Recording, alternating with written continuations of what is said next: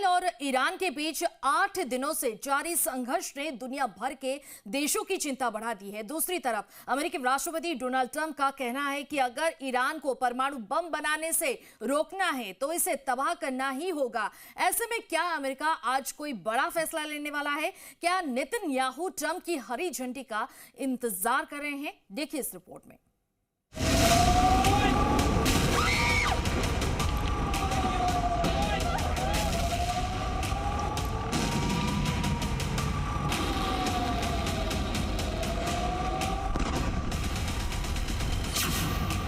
मिसाइलों का वार, नेतन्याहू लाचार।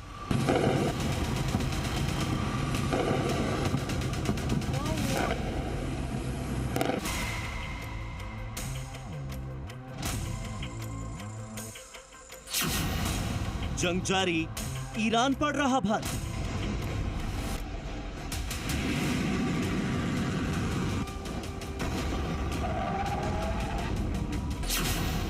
युद्ध बेकाबू, ट्रंप की शरण में नेतन्याहू।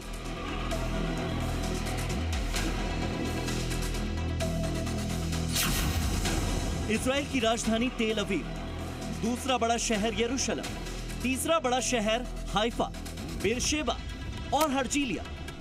ऐसे में जाने कितने शहर और कितने इलाके हैं जहां तबाही की इन तस्वीरों से इजराइल तड़प रहा है। इजराइल जल रहा है। इजराइल जिस लड़ाई को शुरू होने से पहले जीता हुआ मान रहा था, उसके गुरूर को इन हमलों ने बुरी तरह से तोड़ दिया। ईरान के बैलिस्टिक मिसाइल हमलों को रोक पाने में इजराइल का iron dome missile defence system बिल्कुल नाकाम साबित हुआ और बीरशेबा को तड़पाकर ईरान तेहरान और अस्फहान में मिले जख्मों का बदला ले रहा है। वहीं इजराइल के जख्मों पर डोनाल्ड ट्रंप की लेट लतीफी नमक छिड़कने का काम कर रही है। 2 दिन पहले तक ऐसा लग रहा था कि अमेरिका इजराइल के समर्थन में अचानक ही युद्ध में कूद जाएगा और ईरान पर हमले शुरू कर देगा। लेकिन अब ट्रंप युद्ध में उतरने पर फैसले के लिए 2 हफ्ते का समय ले रहे हैं। यानी तब तक ईरान के खिलाफ इस जंग में इजराइल अकेला ही है। इस अकेलेपन के डर से इजरायली प्रधानमंत्री बेंजामिन नेतन्याहू युद्ध के बीच अमेरिका के उपराष्ट्रपति जेडी वेंस की शरण में पहुंचे और उनसे फोन पर बात की। इंटेलिजेंस शेयरिंग को लेकर दोनों के बीच लंबी चर्चा हुई। इस जंग के बीच अमेरिका से ही दूसरी बड़ी खबर सामने आई। आज रात अमेरिका के राष्ट्रपति डोनाल्ड ट्रंप एक अहम बैठक करने जा रहे हैं, जिसमें राष्ट्रीय सुरक्षा के मुद्दे पर चर्चा होगी। खास बात यह है कि ट्रंप ने अपनी वीकेंड की छुट्टी को सीमित किया और अचानक लौट आए। ट्रंप G7 समिट को भी बीच में छोड़कर आ गए थे। इन 2 फैसलों के बाद सवाल उठे कि क्या अमेरिका कुछ बड़ा करने वाला है, और अगर हाँ तो क्या यह फैसला सिर्फ ईरान के खिलाफ होगा या सीधे तीसरे विश्व युद्ध का आगाज। माना जा रहा है कि आज रात होने वाली इस बैठक में अमेरिका की ओर से कोई बड़ा फैसला लिया जा सकता है। क्या अब अमेरिका इजराइल ईरान युद्ध में कूदने जा रहा है? आज की इस बैठक में ट्रंप इजराइल के साथ आ सकते हैं। इसके संकेत उन्होंने पहले ही अपनी पोस्ट में दे दिए थे। जब G70 की बैठक में कनाडा गए राष्ट्रपति ट्रंप दौरा बीच में छोड़कर लौट आए। उन्होंने लौटते ही एक ऐसा ट्वीट किया जिससे यह कयास लगने लगे कि जंग में अमेरिका सीधी एंट्री आगे चलकर ले सकता है।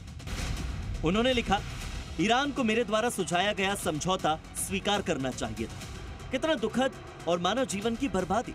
मैं साफ शब्दों में कहूं तो ईरान को परमाणु हथियार नहीं मिलना चाहिए। मैंने बार बार यही कहा है, सभी को तुरंत तेहरान खाली कर देना चाहिए। ट्रंप के इस ट्वीट के बाद तेहरान में अफरा तफरी का माहौल नजर आया। इसके अलावा अमेरिका की ओर से पहले ही ये कहा जा चुका है कि वो तो इजराइल को रोकने के लिए कह भी नहीं सकते। I might, depending on the circumstances. Would you? It's very hard to stop. I will say this. It's very hard to stop when you look at it.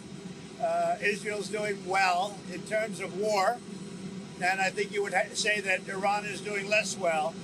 It's a little bit hard to get somebody to stop. JD Vance से बात हो, Trump का x पर post हो, फिर Israel को रोक पाने में नाकामी का दिखावे वाला ट्रंप का ये बयान हो, या फिर आज रात की इंपॉर्टेंट मीटिंग, ये सब तय है कि युद्ध तो बेकाबू होगा, तो ट्रंप की शरण में जाने के अलावा नेतन्याहू के पास कोई और विकल्प बचता भी नहीं। לא פעם ראשונה עם מנהל בית החולים סורוקה. אנחנו רואים כאן את כל ההבדל. אנחנו פוגעים במדויק במטרות צבאיות, במטרות גרעין, במטרות טילים. हालांकि ये इजराइल का ओवर कॉन्फिडेंस ही है, क्योंकि नेतन्याहू की बातें हकीकत से कोसों दूर हैं और उनके एक्शन शो कर रहे हैं कि वो ट्रंप के साथ का बेसब्री से इंतजार कर रहे हैं। असल में अमेरिका के बगैर इजराइल का इतना बड़ा कदम उठाना बिल्कुल भी आसान नहीं है। आज होने वाली बैठक से इजराइल को इतनी उम्मीद तो है कि अमेरिका साथ देने के लिए कुछ न कुछ कदम तो उठाएगा। भले ही नेतन्याहू अमेरिका की हरी झंडी का इंतजार न करने के बड़े बड़े बयान दे दें, लेकिन उन्हें भी पता है कि वो इस जंग में पिछड़ रहे हैं। ईरान इजराइल पर भारी पड़ रहा है। ईरान की मिसाइल ताकत के आगे इजराइल जल्द ही घुटनों पर आ सकता है। در شرایط حاضر و در شرایطی که تهاجمات رژیم صهیونیستی ادامه داره خواهان مذاکره با هیچ کسی نیستیم. الحمدلله مقاومت جانانه‌ای که نیروهای مسلح ما کردن به تدریج داره آشکار میکنه که اون فکری که اینها کرده بودن که مثلا با یک سری ضربات برق‌آسا میتونن ملت ایران تسلیم کنن یک فکر باطل و بیهوده‌ای هست.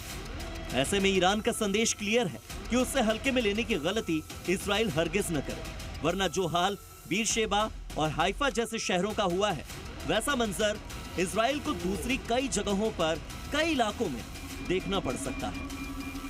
ब्यूरो रिपोर्ट, ज़ी मीडिया।